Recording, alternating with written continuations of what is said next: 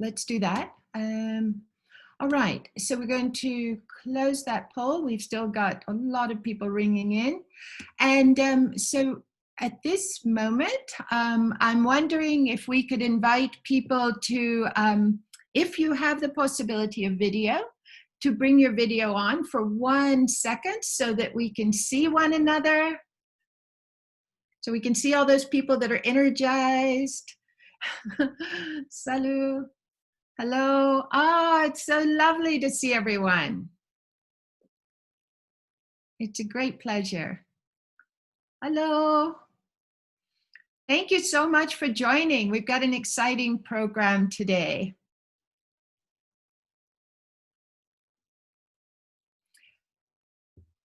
And so now, just allow me to share my screen for one moment, just to make sure we're all in the place that we think we are. So we're delighted to be able to come back together. I know many of us thought we would see one another in Senegal, but now we have the opportunity to move into some of the program that we would have had before. And so welcome very much to our program, our Resilient Food Systems program. And our knowledge exchange today is going to focus on updates from Tanzania and Senegal. And at this moment, I would like to invite Jonky to please give us a few opening remarks.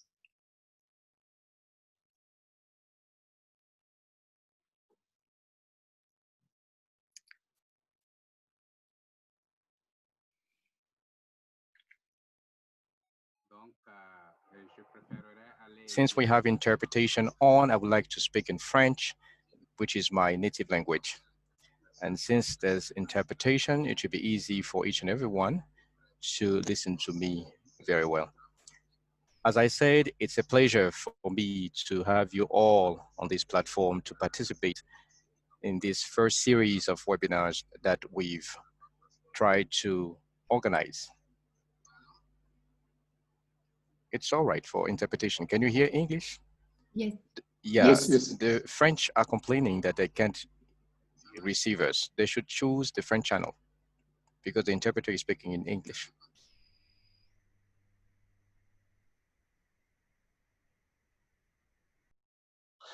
Yeah. All right, thank you very much.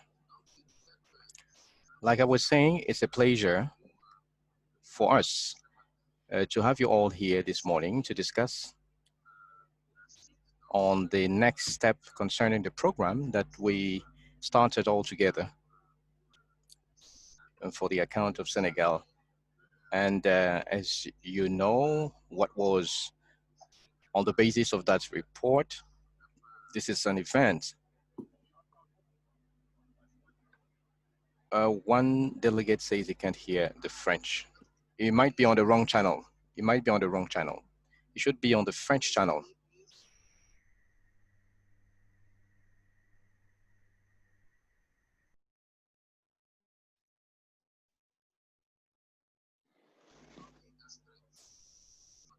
Okay, let's continue. Like I was saying, it's a pleasure for me and for all of us to have you. After the attempt to meet in Senegal, you know the cause of the report. You know we are all facing a serious pandemic and we were not able to meet.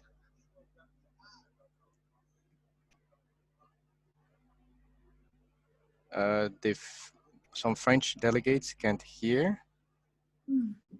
They are on the wrong channel. They are on the wrong channel.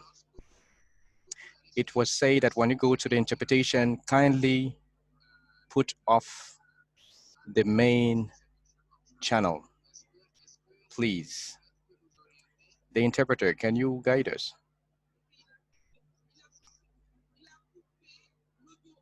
So he cut the original audio. Kindly tell him to cut the original audio. Yes, they are explaining to the delegates to just cut the main one. Thank you. I think it's solved. Is that okay? Okay, that's perfect now. Thank you very much. All right, once again, thank you very much for having you after our last attempt to meet. And we had to report the meeting because of COVID-19. So this morning, we are here to engage and discuss on our various programs. As you know, experience sharing as well as knowledge management are key elements for this program.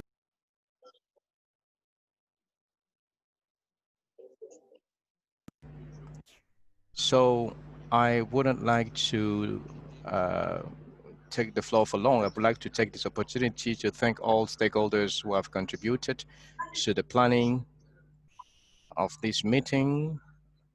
I would like to greet my colleagues from ICRAF who worked hardly for us to maintain the momentum of what we've planned. On this note, let me wish you all a fruitful meeting.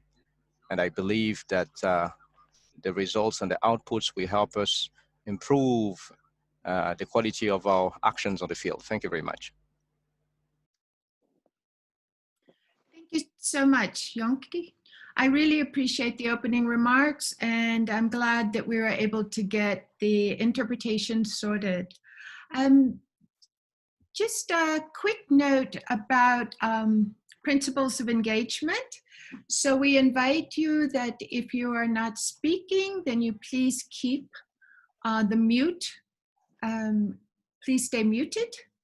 And we really want to encourage interaction. So please, throughout the time, please register questions in the chat box, or you can use the raise hand button because we want to hear voices. But feel free to continue just to add questions, comments in the chat box, and we will work with those. And of course, please stay comfortable. If you have your water, your tea, your coffee, just be comfortable. And we will do our best to enjoy. So as I mentioned when we started, we are going to have 2 presentations. And the first will come from Tanzania. And we're delighted to have Joseph, who is going to be speaking on reversing land degradation trends and increasing food security and degraded ecosystems of semi-arid areas of Tanzania. And that will be followed by, we will have some question and answer and exchange. And then we're delighted that Hamad is going to speak to us from Senegal about the agricultural value chain resilient support project. So with that, I'm going to close my screen, stop share, and we shall invite Joseph to kick us off with the first presentation.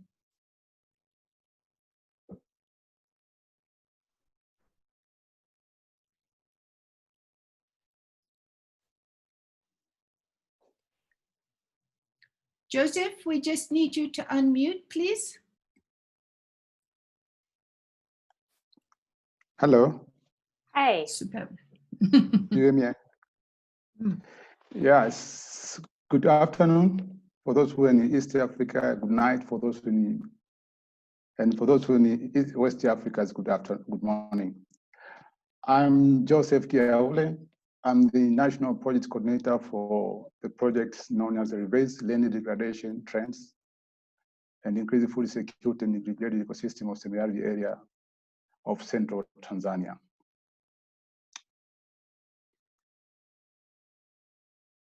So let me start my presentation with the introduction part of the project, with the background information of the project. The project goal is to improve food and nutrition security, particularly in semi-arid area of the country. And the development goal is to reverse land degradation trend through sustainable land and water management and ecosystem-based adaptation. The project approved by Jeff on 1st of June 2017, and the effective date, which both parties signed the financial agreement, was 18 July 2017. The project commences date was December 2017, and we expect to complete the project 30 September 2022, and the closing date 31st of March 2023. The whole project will cost total amount from JEF 7.156 billion, and the co-finance US dollar 4.94 million. Yeah, and the introduction part, the project has 4 main components. The first one is the institutional capacity building for sustainable land management and biodiversity conservation at landscape level, with 2 output. Output 1 is the local and district level institutional capacity strengthening on the participatory joint land use mapping and the planning and access for supporting sustainable land management, forest conservation, and sustainable agroforestry. The second output was governance instrument in place. This is by laws, regulation we are going to develop in order to integrate landscape management and the sustainable land practice. Component 2 is the upscale for sustainable climate smart agriculture, land, water, and the pasture management system. Just 3 output. Output 1 is focused to capacitated farmer in experimental learning, adoption of conservation, climate smart farming, and sustainable land and water management. And the output 2 is improved management of dry agropastoralism on the woodland landscape. And the last one is housing, adding value, access to sustainable market with a diversity basket of products. And the component 3 is monitor and assessment with 2 output, 1 to strengthen the district and the national level monitor and assessment capacity to document progress in ecosystem service. And another one is output is to monitor and assess the result in knowledge products available for policy development and decision support for landscape level and the resource management. The last one is the project components, the project coordination is mainly to support the other components to be implemented. So the project target area and the beneficial. So the project focused on the geographical area with high level of poverty, food insecurity, malnutrition of children under 5 years old, land degradation, and the average annual rainfall, as well as the area where might be conflict among community, led to access to and the use of crop, grass, and forests and the water resource. So the project covered 22 villages in 5 districts. It's accounting almost 13,000 households, 7,000 people. Most of the districts are located in the semi-arid area of Tanzania, as the map of Tanzania, as you see on the side. So the area is I'm in Dodoma, which is part of, as you see, Dodoma. So move from Dar es Salaam, now we're in Dodoma as the capital city. So we are very now close to the project site compared to previous when the project started. So now we are very close to Kondoa, Mkarama, Nzega, and Magu. So the primary beneficiaries are smallholder agro-pastoralist farmers who's vulnerable to climate change impact. It's also the program focused in Azabe communities, one of the districts. This is a ethnic group survive for exclusive on the traditional means of forage. This is Azabe group in Mkarama district. It's also very close to Dodoma. It's not far from Dodoma. So the basic, excuse me, the basic project structure as a seen in the autograph. So we have a GF, this is funding the project. Also, we have a IFAD for technical and financial supervision of the project. So the project is under the Vice President Office, excuse me. And our Vice President Office is a leading institute agency. So we have a project steering committee for the project, which is the main activity to oversee the project implementation. And the committee is composed of the members from the sectoral ministries. As you see, the relevant line ministries mentioned the site. Also, we have a project advisory, project technical advisory committee for advisory project coordination unit. So the same members, the same institution, but the different members, because the project committee is a committee which is the more senior people compared to the technical advisory committee, which is a senior people, but it's not for steering, because the steering is most of them from the permanent secretary level and technical from the director and other principal officers. So we have a project coordination unit, which is responsible today project activity. I'm the project coordinators. So we have a M&E and we have an accountant, and also we have a natural social specialist on the coordination unit, drivers, and one of supporting staff. So the PCUs work close with the line ministries and the government agencies, include the regional secretariats and district council. This is based on the D by D, what we call D by D is the devolution by decentralization. And also at the district level, we have a district facilitation team, which consists of technical staff responsible for environment, agriculture, land use planning, livestock, fisheries, forest, water, resource, and the community development and gender. So under district team, we have a district focal person, which composed of others member from other disciplines, from the environment up to the gender issues. So projects linked with other government policies. So the project is well aligned with the national policy.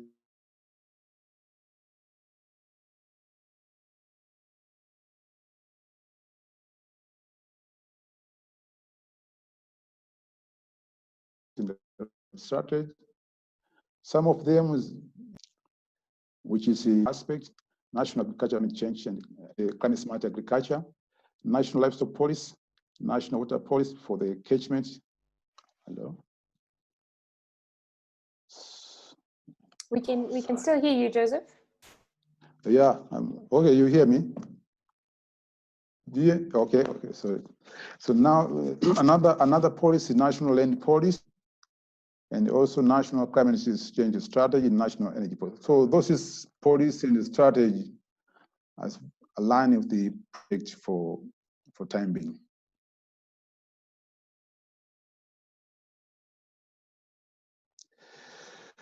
So on the project approach and agenda and the mainstream and the monitoring, so we're targeting the women and youth in establish the project intervention. So far, we've established some committee in project sites and project site at the village and district level, and the number of the women represented is about 80 for women and 30 for youth. For example, on the leadership composition in the committee, out of 17 established village natural resource management committee, 6 are female secretaries in the leadership, and for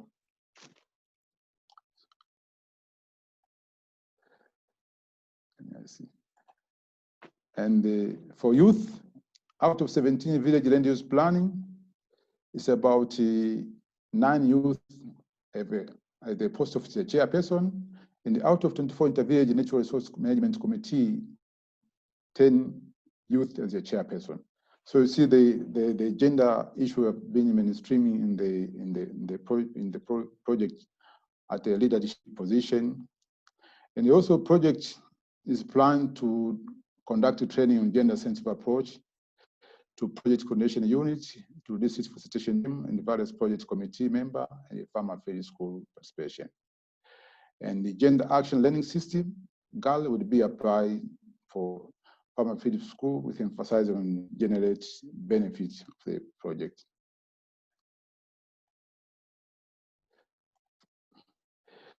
So on the building resilience and the documenting processing for improve the ecosystem service, we have used several tools. So mainly we have used 3 tools. The one is land degradation surveillance. This land degradation framework is a tool developed by the ICRA, mainly for the monitor effective of the land rehabilitation over the time. We expect to work with the ICRA on this area. So far, we did not do anything at the moment other than sign the MOU with the aircraft to undertake this land degradation framework for assessment, for monitor effective of the land rehabilitation on the project site. Also, we have going to use X-active carbon balance tools. This is a tool which developed by FAO aim to measure the carbon benefits of the project. And we are going to use we have a local institution, universities, Sokoine University of Agriculture and the National Carbon Monitoring Center. We already developed what we call a memorandum of understanding for them. So they go together with a land degradation surveillance framework. So once the land degradation surveillance framework starts, we go together with anti-carbon balance tools. The another one is climate resilience scorecard for monitoring household resilience. These two have been used during the preparation of the household socio-economic baseline survey report. So we use this one. So the scorecard is when you see the positive answer, it makes it more resilient for the household. So with this climate resilience scorecard and the IFAD assessment tools, what we call multidimensional poverty assessment tools, they are used together to correct information during the household survey, and we develop one of the good report. So for tool generation and the capturing and dissemination of knowledge, the project uses a mix of communication dissemination tool for including mass media. So we use the national television and local television, as well as radio and the newspaper. And we use social medias, WhatsApp, and the website, the VPO,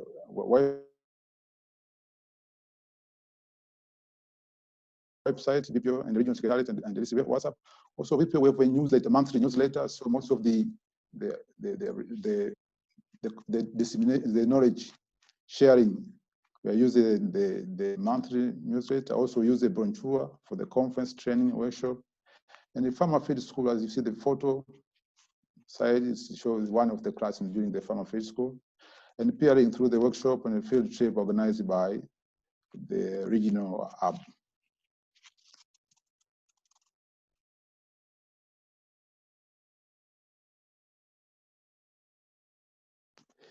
So under project intervention activity have worked well.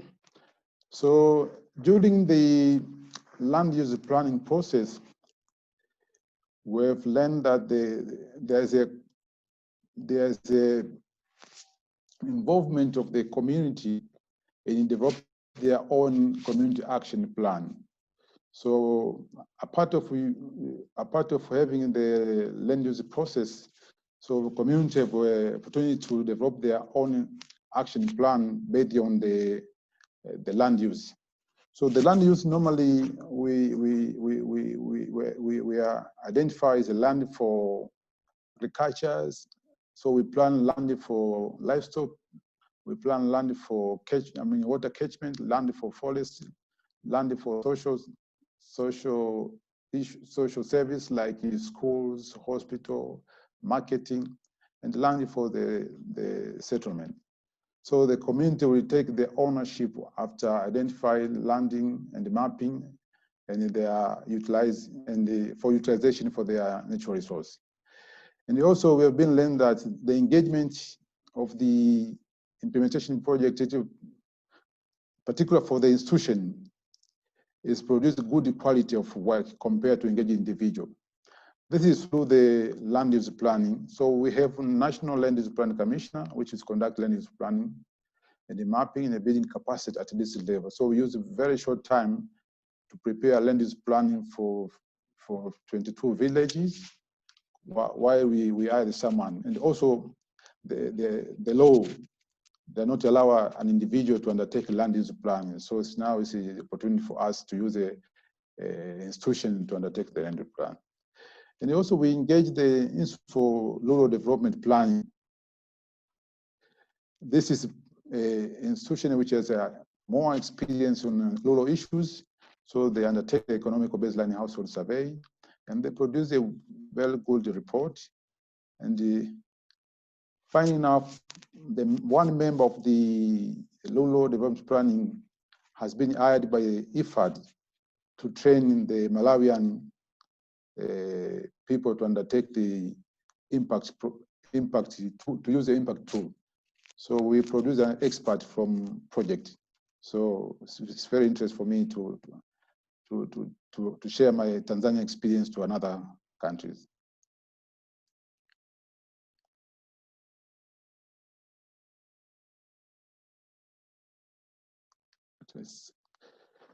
So this is a, oh, sorry. So during the implementation of the project, we were facing some barriers and advanced knowledge and learning. One is inadequate technical know-how for project staff on capturing and generating dissemination of knowledge. This is particular at the district levels. So we still work on it for training them at least to know how to capture and generate dissemination of knowledge. So the project has used the government communication unit to have this staff, technical people, at least to capture and generate dissemination. So this is from the Vice President office. Other barrier is land use conflict in some project area. You know, issue of land is very sensitive in everywhere because there's farmers and the pastoralists. So sometimes it's difficult to solve the conflict between two villages, especially if there's the interest resource for the both areas.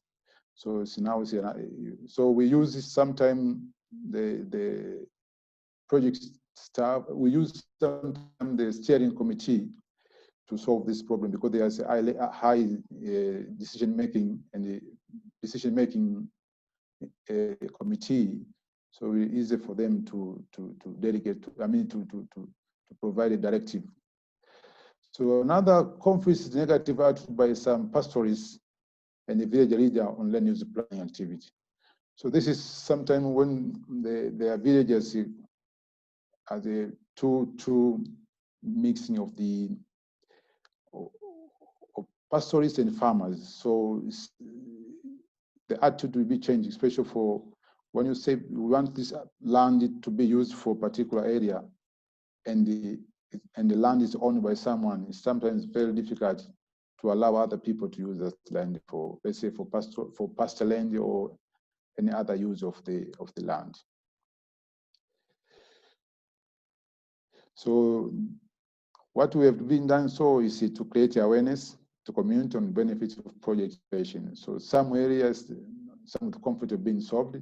Some are still, because sometimes it's not easy to resolve the conflict at once.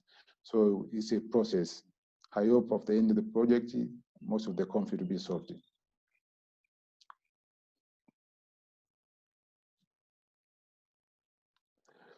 So so far we've been planning for upcoming year.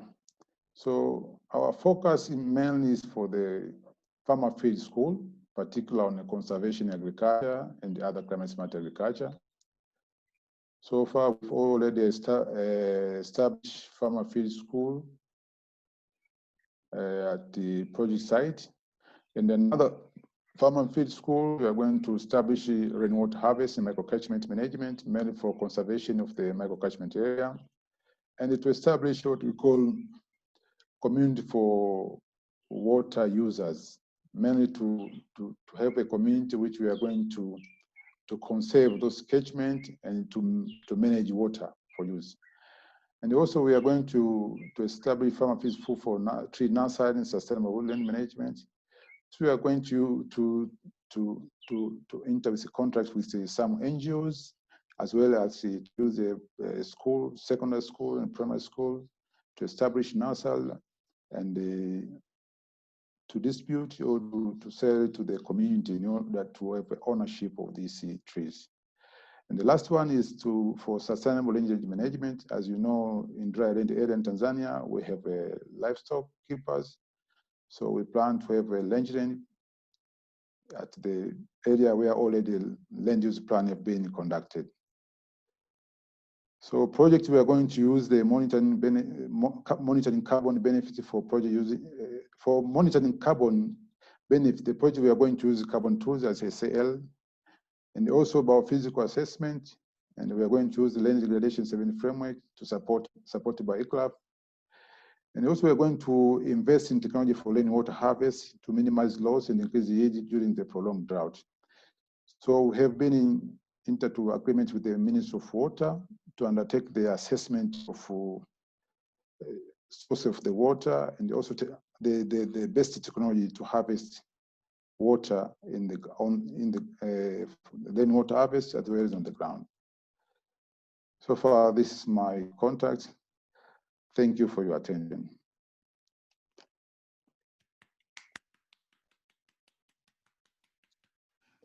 Thank you very much, Joseph. So Constance, I'll just hand back to you. Okay, great. Thank you so much, Joseph. I can see that some of those that are quite familiar with Zoom are putting applause over their pictures.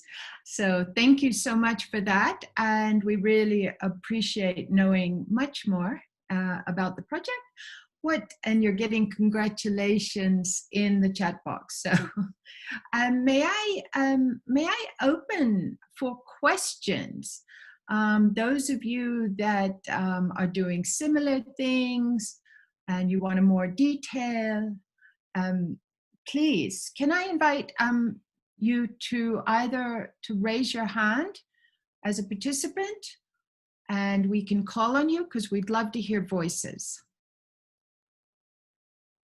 I haven't seen questions in the chat box, so I'd like to open it up and let people ask questions. This is our opportunity to learn more and also to share more.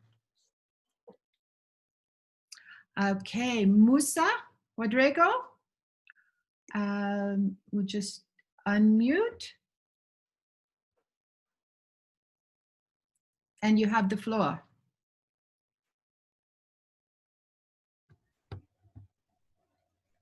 Ladies and gentlemen, good afternoon or good morning, depending on your location. I would like to start by thanking Tanzania for the quality of the presentation. I have a question that has to do with land tenure policies. I believe that you said something quite important. You said for various investments or for the use of some lands, it is important to have the approval of the landowner. So how do you go about that? Do you have a legal document through which the landowner gives his consent? Is it just something he writes by himself, or do you take it to the court, or is there any legal backing of that document? Thank you. Thank you very much, Musa. Joseph, please.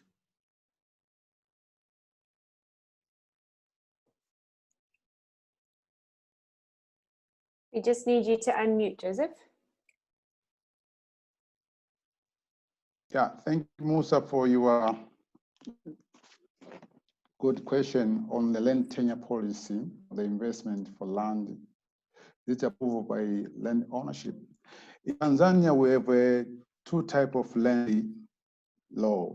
The one, the village land law, and another one is a land for the whole public. So under the village land law, the village had the ownership of the whole land within the village. So if we want to use the land within the village, you have to go to the village and we applied for land use within the village. Then it depends the area and the size. If the size is up to 50 hectares, we have to get the permit to the district commissioner. But less than that, through the village district council, they can offer you the land. So you can own the land, then you can follow the other procedures of land ownership for every title deal. But the village, but mind you, the land is owned by the government, and the president is trustee of the land. So anytime when the president wants his land, he can take it. So yeah, to use for other public, for the interest for many public. So for the village land, so you can have land up to 50 hectares. So less than 50 hectares. Above that, you have to go to the district commission to get more land. Thank you for that. Yeah. All right. And Anne-Sophie, registering a comment. Do you want to bring that comment into the room verbally? Hi, everyone. Good to see you. Anne-Sophie from FAO. Hi, Joseph. How are you? Hi. Great presentation. So it's great to see the progress from the Tanzania team. It's amazing. I had a practical question on what were the interactions between the village land use planning committees and the village NRM committees. You mentioned these different committees and then resulting into the community action plans. So I was curious to see in practice how these two work together. Did they have different membership? Did they intervene at different times? Or how do they weave their work into each other, if at all? And then just also to say that we were happy to support Tanzania and train some of the Tanzania team on farmer field schools. And so we're happy to continue if as you move ahead, you need further support. We're happy to help as needed. And we have a lot of material on some of the themes that you will do farmer field schools on. So I think we shared a lot of it already, but I can always follow up with you and send you more documents if you need. All the best. Thanks. Thank you for that, Anne-Sophie. Joseph? Yeah. To respond to Anne-Sophie on the different committee on land use, the village land use plan committee is the one who's a part of the land use. So I say during the land use plan exercise, we establish a village land use. The village land use planning committee is mainly to supervise the area of already planned for use. Mainly we can call it to manage. So the committees, their duties to manage the plan land use. But the village council committee is a committee which is above the village land use planning committee. So is a village committee is a subset of the village council committee. So there's two different institutions. So the village council committee is higher for make decision, and the village land use plan for manage the land use plan. Can say that. Thank you for that. And I see that Alu Juf has a question. Alu, please unmute and ask your question. And then we will come to Clement. Very much. Okay. Do you hear me? Yes. Okay. Thank you, Joseph, for your presentation. It was very informative. I just have one question related to the land use planning activity, especially about the challenges that you were facing because we know that land use planning activities involve many various stakeholders, and bringing them together to have an agreement can be a challenge. I am very really delighted that you succeeded to lead this activity, as you mentioned it in what worked well activity. So what can you share with us as challenges if we would like to proceed like you were doing, bringing those various stakeholders with interest conflict to manage them to come up with an agreement in land use. Thank you.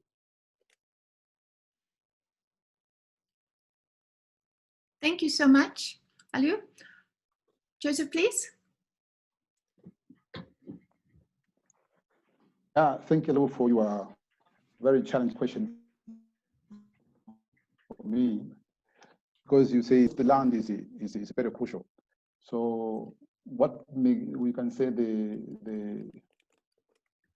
what are the techniques we're using for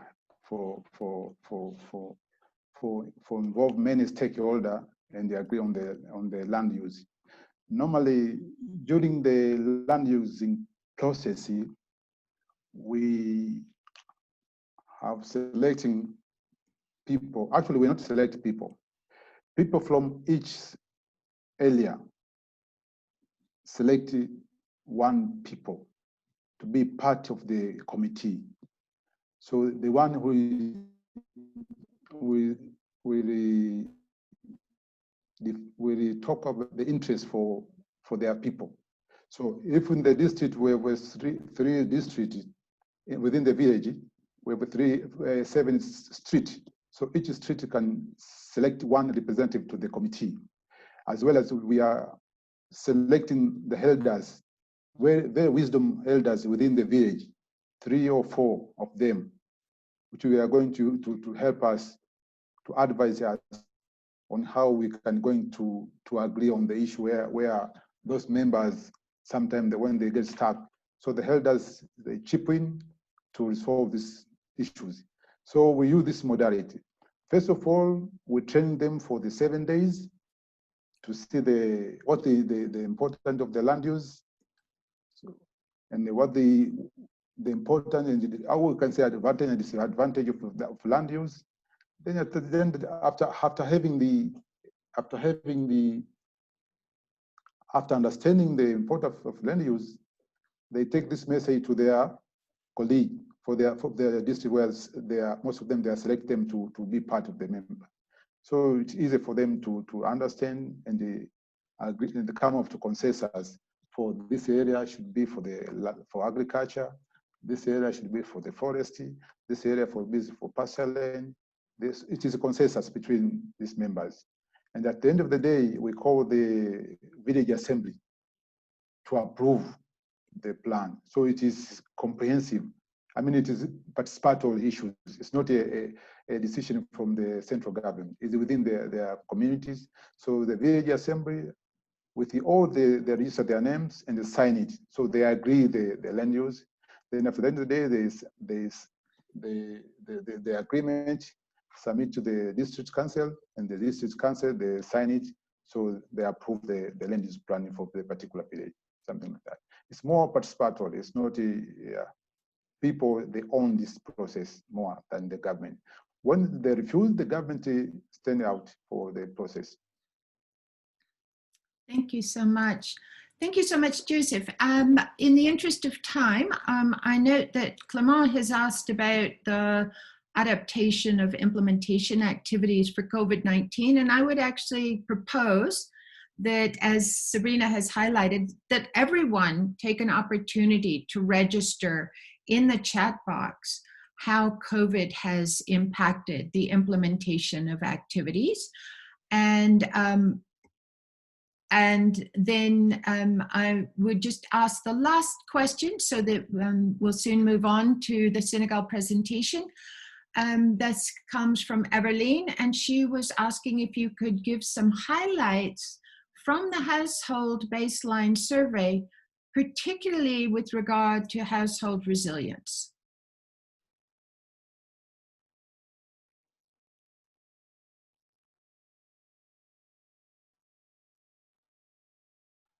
Sorry, Constance, could you repeat again? Highlight on household survey?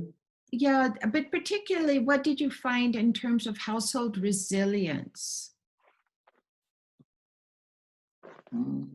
Yeah, especially on the climate change. Oh, yeah, we have a, probably we can share with all of you the report. So far, in the resilient on the climate change in the household survey, most of the household, they are resilient on the climate change survey. So I can share the report. Okay. Because it's a public report. It's a very interesting report. Absolutely. No, thank you for that. I realize that it's hard to get into the details at this stage. Yeah. So thank you if you're willing to share that report. So one more time, we applaud you, Joseph, and we look forward to learning more in this next round. So at this moment, I'm delighted to invite Hamath Dion, who is going to present on behalf of Senegal. And Hamath, we're going to give you the floor if you'd like to share your screen. Thank you.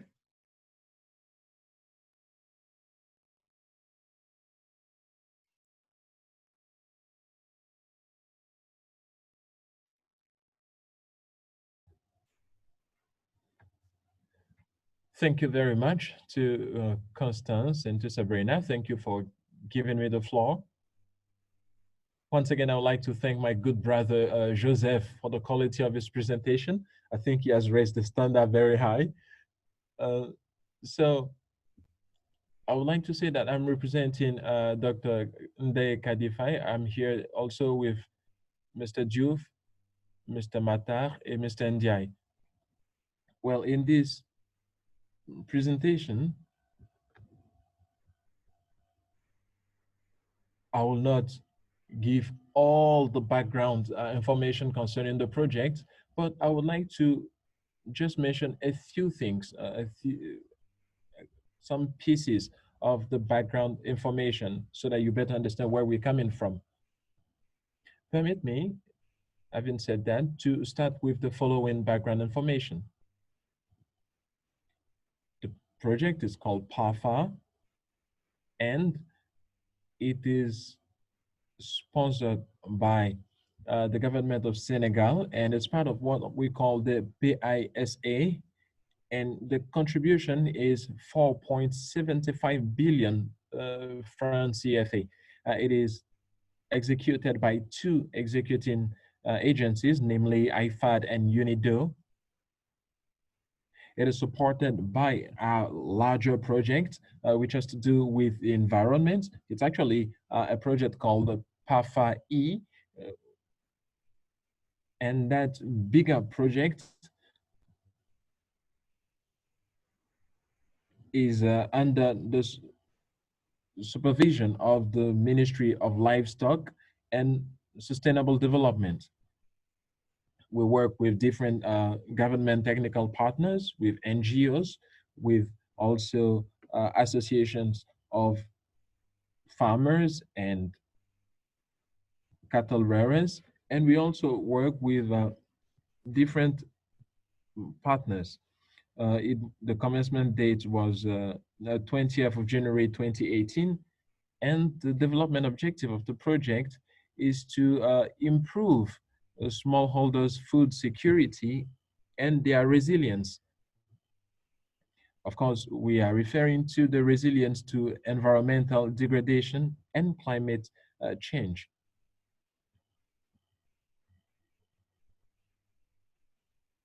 Our target groups are the following.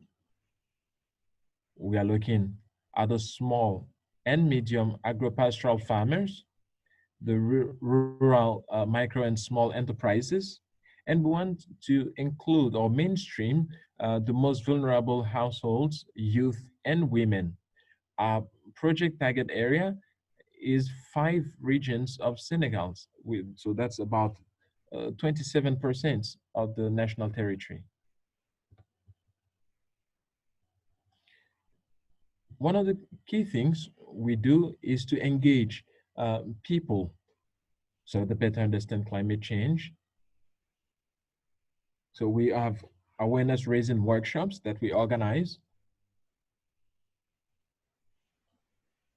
We actually organized 27 of them on sustainable land management, on resilience to climate change. And we had up to 1,607 participants who benefited from our trainings. With regards to training on processing techniques, we had beneficiaries on milk processing and different packaging and processing techniques.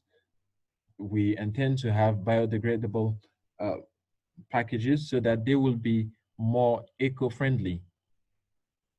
We are also training trainers who will contribute in the dissemination of our techniques, because for us, we believe that this should be a long-term project.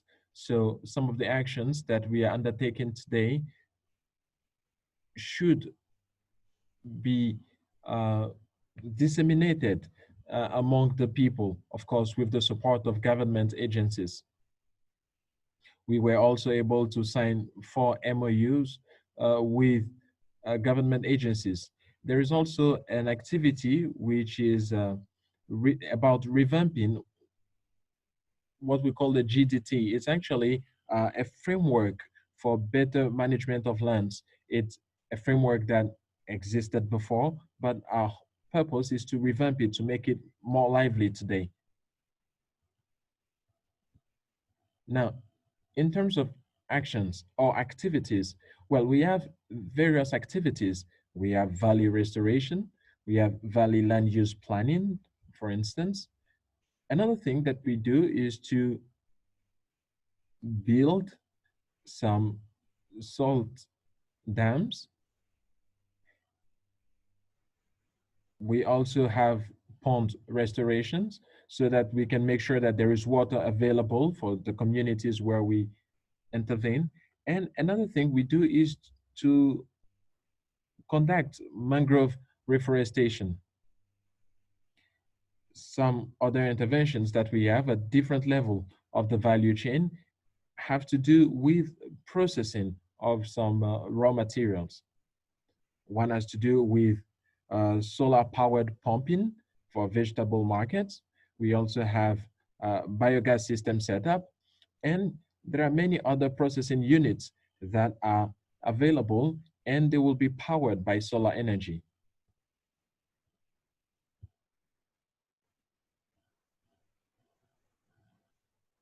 As part of the monitoring now, we also have a reference study that has been conducted. I can share the report with you. We are currently developing periodic reports, and we have the PIR information bulletin that is available.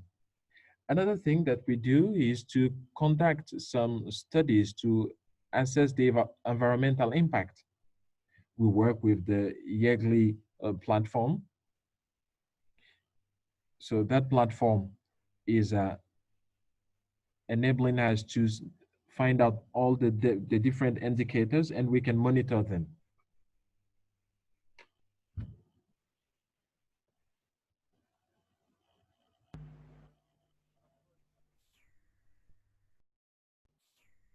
As part of the approach of the project, we are working to promote gender equality and equity. That's why we take up a positive discrimination to the advantage of women and youth. That is 25% of youth and 40% of women. We also take up trainings on women's leadership, as well as targeted training courses, because what we do is based on the demand. It's from the beneficiaries. We create the activity. It is true we have eligible investments, but for everything concerning the funding of the project is from the beneficiaries.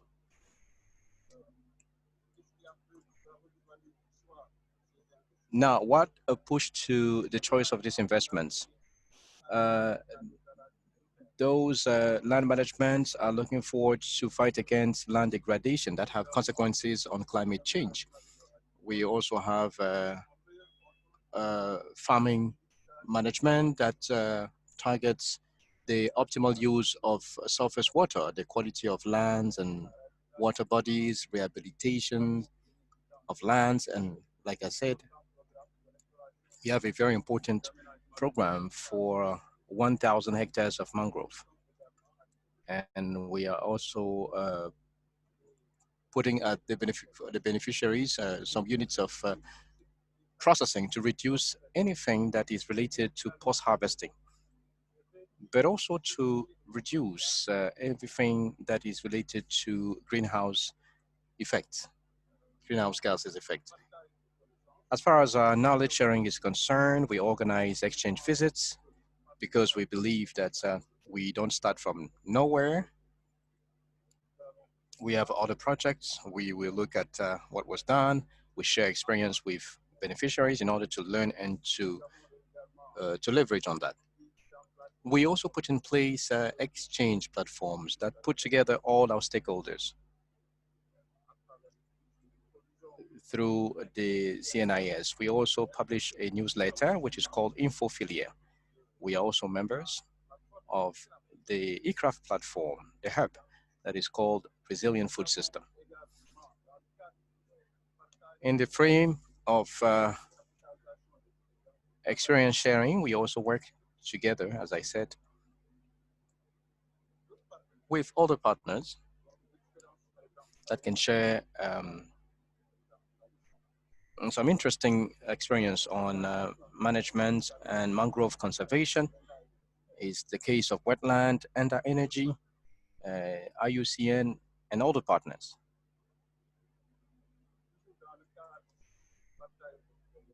Still on the knowledge sharing aspect, the improvement of stakeholders' revenue is at the heart. The maintaining of sustainable land management, land and forest management as something that we share with our beneficiaries. We also work with our partners on post-harvesting activities in order to have more benefits. As far as 2020 is concerned, the goal or the major activities were to put in place 10 domestic biodigesters of cooking purposes, and also to take up 12 vegetable farms, and also to put in place 10 processing units, which will be solar powered, and also to develop ponds of 100,000 cubic meters for the availability of pastoral water. We want to develop 4 valleys, be it on management and rehabilitation. We also want to build salt dams in order to recover 3,000 hectares. These are conservation, land conservation actions and restoration with an area of 800 hectares. We also want to restore and conserve about 800 hectares of mangroves for 2020. Areas of collaboration with other country projects and her partners is on restoring and conserving mangroves, reforestation techniques of Abyssinia, development of mangrove rice, and the fight against soil salinization, technologies related to CES DRS work on water conservation. We also have soil fertility improvement techniques, and also soil conservation techniques, but also the use of the SHARP tool together with our partners from FAO in order to assess resilience of our beneficiaries. We also have such a component. As I said from the beginning, that our team is made up of the following, as you can see. Thank you very much for your attention.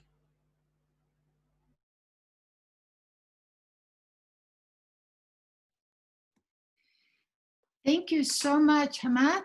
And thank you very much, Madame Fall.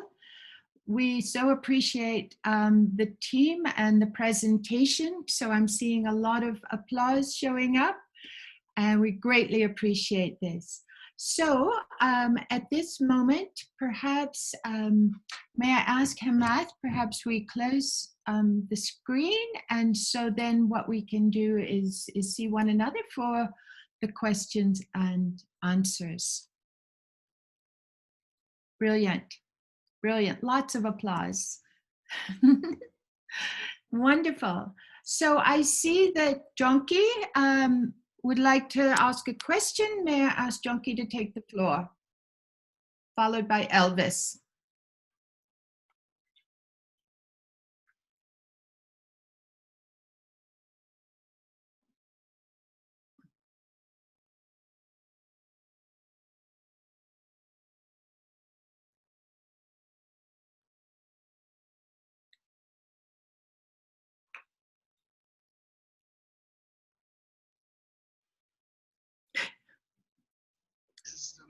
Yes, I was saying in French that I'm looking forward to the colleague to clarify on the partnership with UNIDO in terms of experience, how it is being done, how activities are planned, and how synergy is taken up through that partnership. Thank you. Now, my second question is on the ecological assessment monitoring. I think they need to bring some support to the project. Can you hear me? Okay. Thank you Yes, very on the much. project that is supposed to Please. bring some support on the support to the project. How does the partnership work? Thank you. Thank you so much, Jonky. And for response, Hamad or Madame Fall? Madame Fall. Yes, yes. Good morning, each and everyone. I did not have the opportunity to present. Mamoudou, we wanted to give the floor to Mamoudou. He is the representative of UNIDO. He might talk about that, and then I can chip in later on. Yes? Yes, I follow. I'm online. Okay, so I will add later on. Good morning, everyone. Morning. Yes, as Ahmad said in the presentation, the PAFA project is implemented by UNIDO and IFAD. We have a number of activities to be developed. You might not have recalled that, but the project is made up of 3 components. The first one is on the support to multi-party supports, which is made up of training and supports with UNIDO and IFAD that are managing together.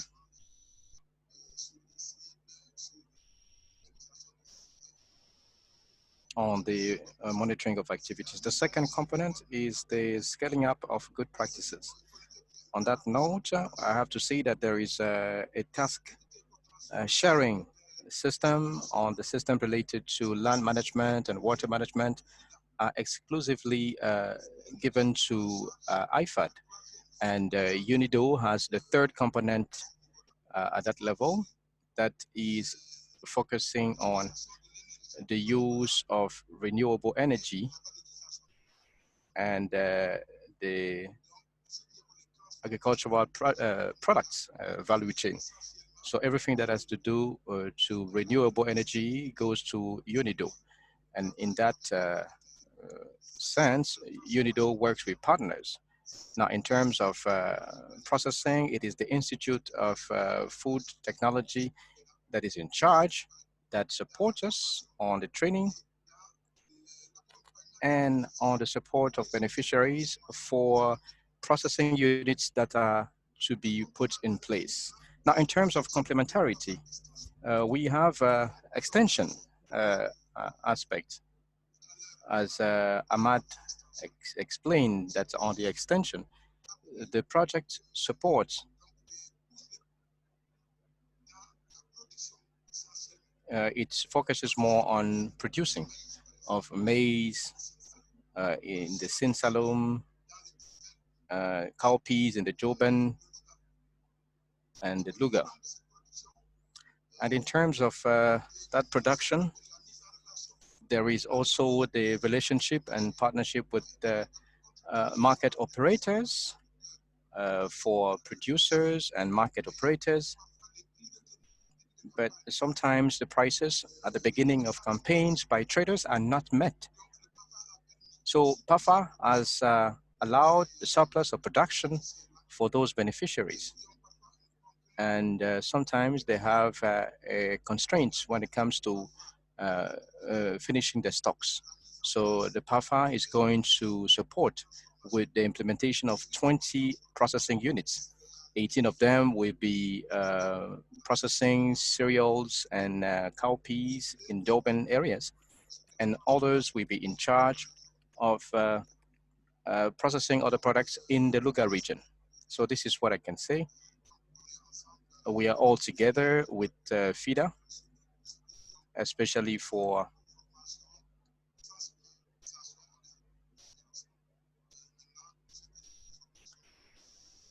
now for everything that is related to processing. UNIDO works more particularly with ITA. Madam Fowl, so this is what I can say. Thank you, Omodu. With respect to partnership, with respect to partnership with FIDA, I'm the coordinator of both. It is true that on a personal note, there's no problem, but we have a lot of difficulties. So far, planning is not well. There's a lot of issues at the activities. Sometimes Momodu doesn't have any response to activities. There's not enough sharing. Sometimes we don't even know where the funding is located on UNIDO activities. As coordinator, we don't even have that type of information. It is true that with respect to IFAD, we manage everything, but even when it comes to management being done by UNIDO, we need to have some feasibility with respect to planning of the activities, but also on managing those resources. For some times now, we are not able to master activities.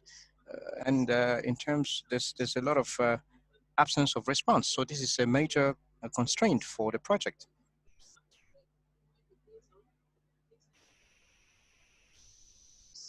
So I think each and everyone should sit down and discuss on what's going on.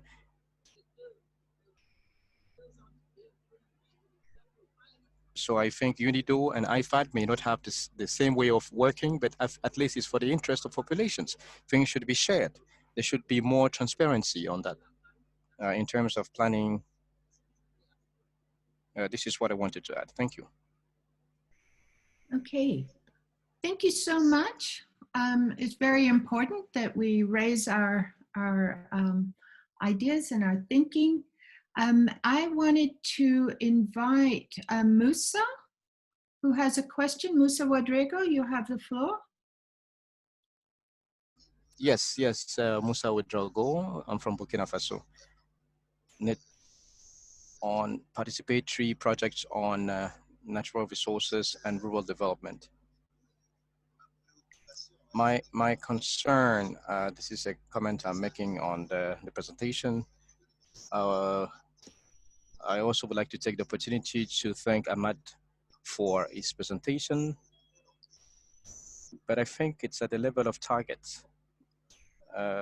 Because when he was making his presentation on the scaling up, it was said that we will manage valleys, mangroves, but there were no targets.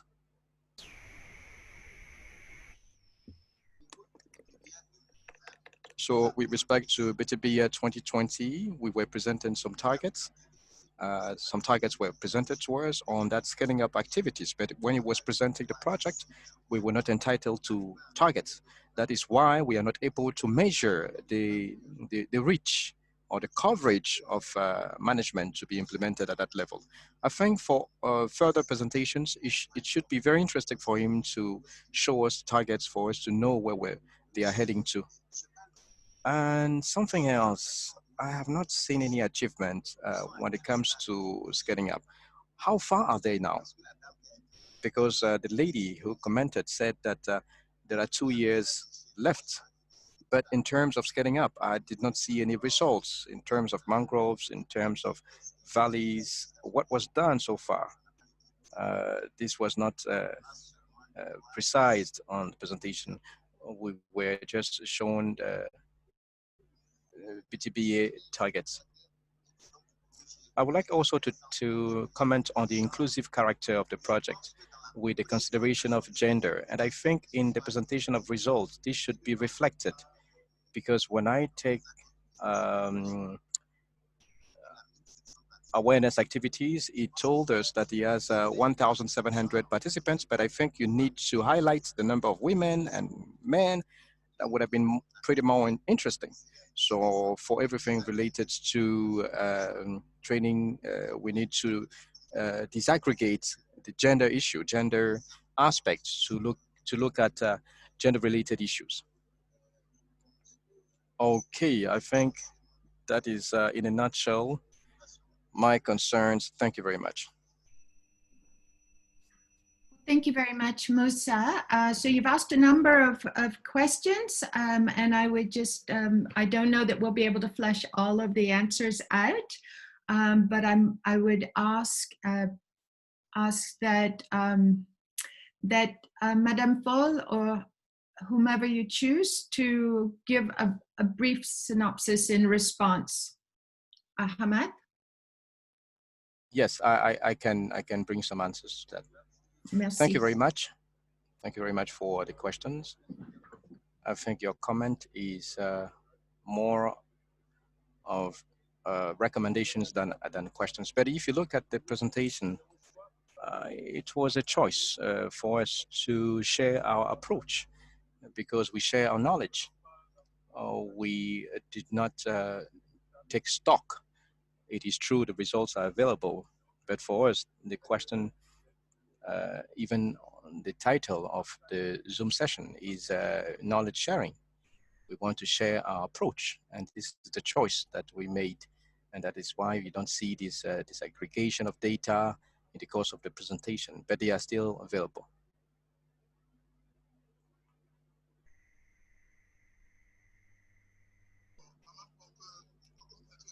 Aman, can I add something?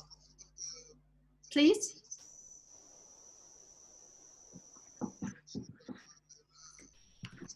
Mamadou? On the gender and the gender aspect, can I comment?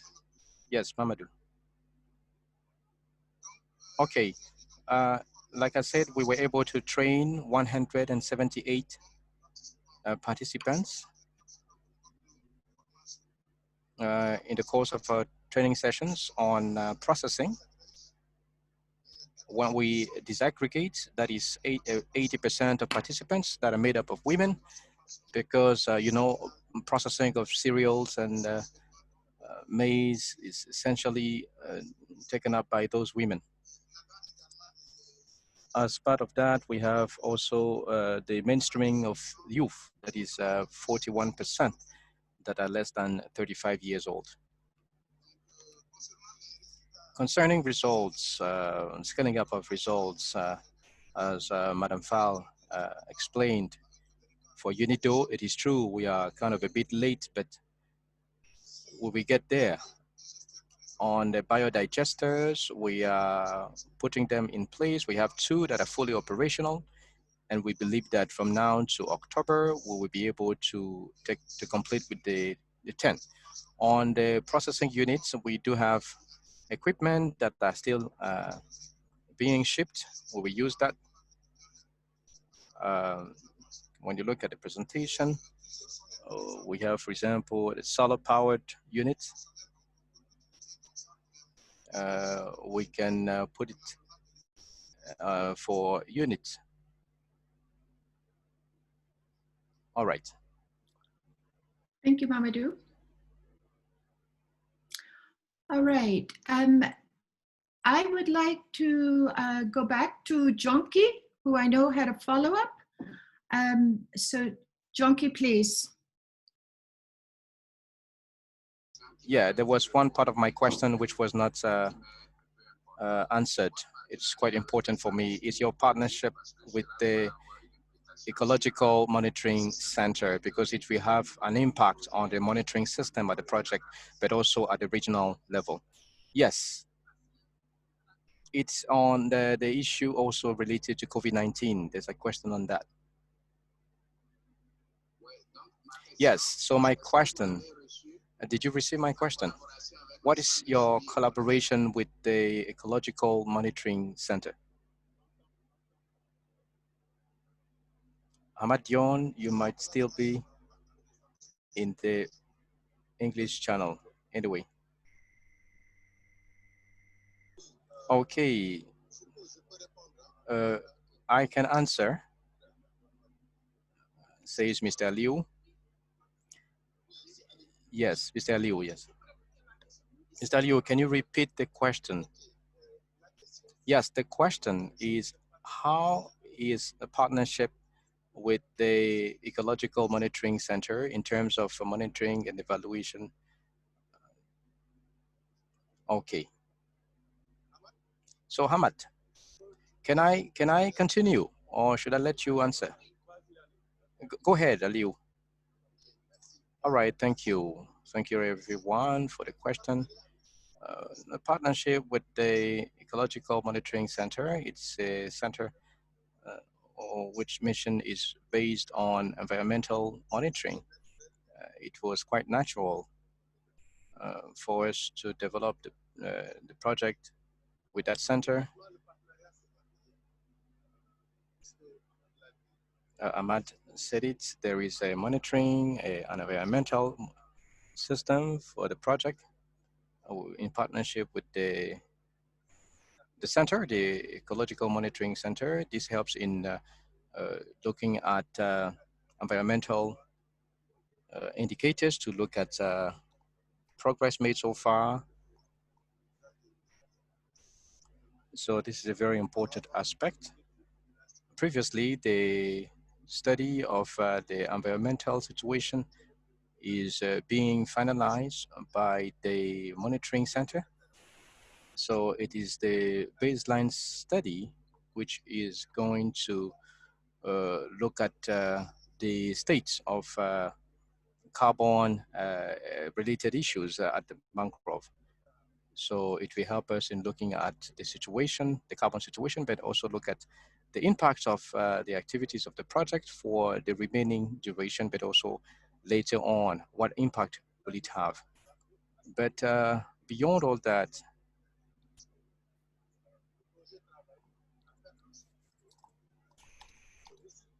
we want to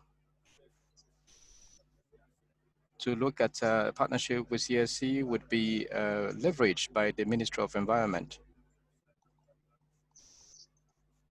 on the climate change, to look at the results to be generated by the project in terms of carbon emission, to take it into account on the Senegal's contribution for the reduction of greenhouse gases. So this is in a nutshell, unless my colleagues have something to add.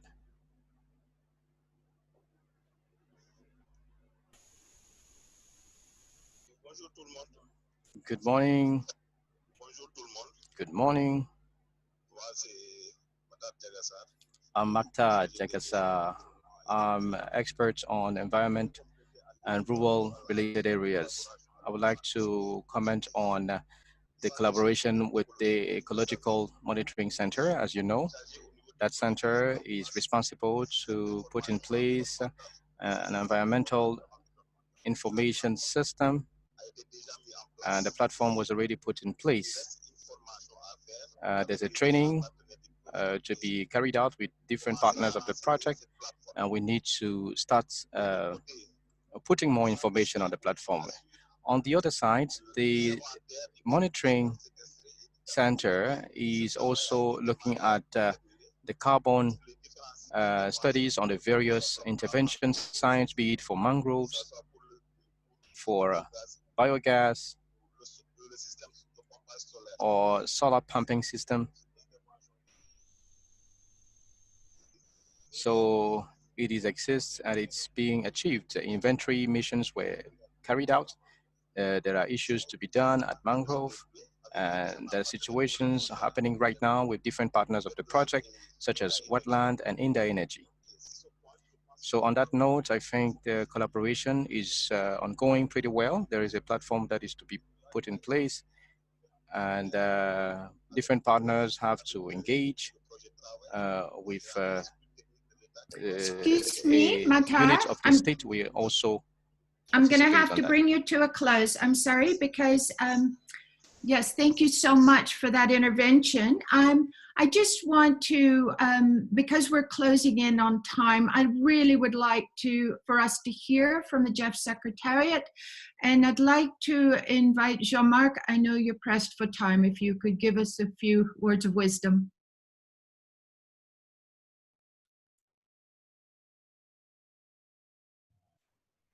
Many thanks indeed to the two teams for Tanzania and Senegal.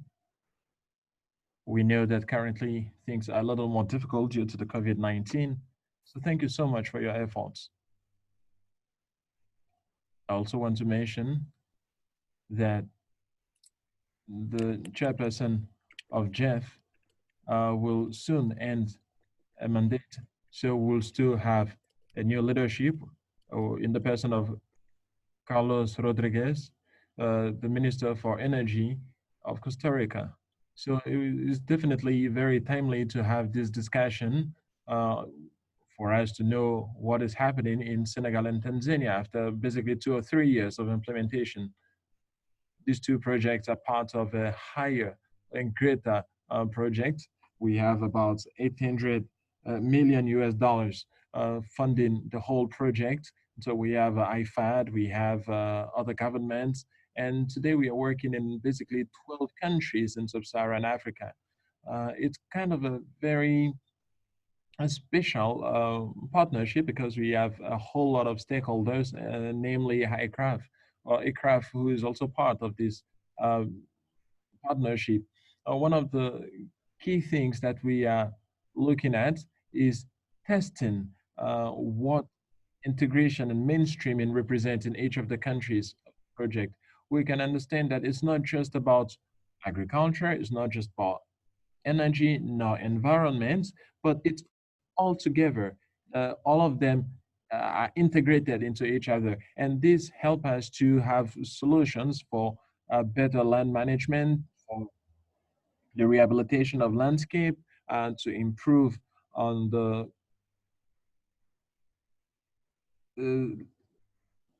livelihood of population. And we can see that in these two countries, results are quite encouraging. These are solutions that can help us to improve on food and nutrition security. I can also say that in each of the countries, we can see that there is a important and higher officials that are participating in the project. We can see the government is working on the project. In Senegal too, we can see that there is this high level of implication or involvement of the government, but also I'm very happy to see that we have people at the grassroots level in villages, at the district level, who are also involved in the project. And I think that's something which is really important. I can also see that this platform, this meeting today, is an opportunity to share knowledge. Of course, I can't finish without talking about the gender aspect of the project. It's not just about counting how many women are participating in the project. It's not just about that, but we can also see that there is an impact, that women are really being empowered through that project, and that is helping us to reduce inequality, because as you all know, in the different countries where we are working, women do not have the same access to land to land deeds, to land use and all that. So this project helps to bridge the gap between men and women. And I think that's really important. Another thing that I want to mention is the role of innovation in this project. Innovation helps us to have a better understanding of how communities today are ready and are resilient as far as climate change is concerned. And so, well, these are pilot projects, and we can see that throughout there are great lessons that we can learn at the government level, at the local level, also at the level of upscaling the lessons and the innovations. A third component that I want to mention has to do with the monitoring of resilience and the global benefits. So I think that this is really, really a great initiative. I'd like to thank here IFAD and ICRAF for this opportunity and to share knowledge together. Thank you so much. Thank you sincerely, Jean-Marc, and I know that you have to leave for another meeting. We have run a bit over, but we're very grateful for those comments. I do want to just come back for a couple of minutes. I know people are starting to sign off. First of all, I want to apologize to Matar that we had to cut that comment short. We are very grateful to the entire Senegal team for I really appreciated the team answers to the questions. That was lovely. And we want to thank again our dear colleague Joseph from Tanzania on behalf of the team. We have just a couple of comments or announcements that we'd like to make. First of all, we will be meeting again in 2 weeks' time, and we have the opportunity to hear from Nigeria and also Malawi. And if you have comments, because we're learning as we go, if you have comments about how you would like to see the next session go, please register your comments in the chat box. I would also like to quickly invite, and I haven't warned her, please, Anne-Sophie, would you like to introduce the new member to the team?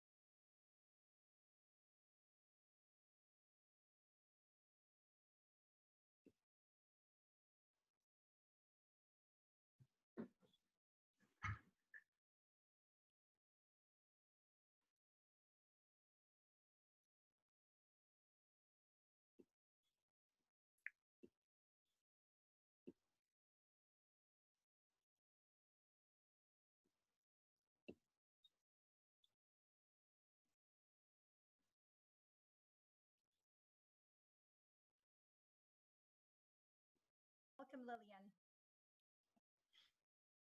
And Lillian is still in Zimbabwe, but will move to Nairobi as soon as situation permits to join the PCU physically. Thank you so much. And I note that Marie-Clarice has, and welcome very much to Lillian. We're delighted to be working with her. I noticed that Marie-Clarice has asked, when will we get a chance to further discuss the effects of COVID, which was Clement's intervention, and I do feel like we should try to build some more time in next time we meet so that we can actually have the opportunity to discuss that. So that's a very good recommendation for us. Rodrigo, do we have any further announcements, or Sabrina?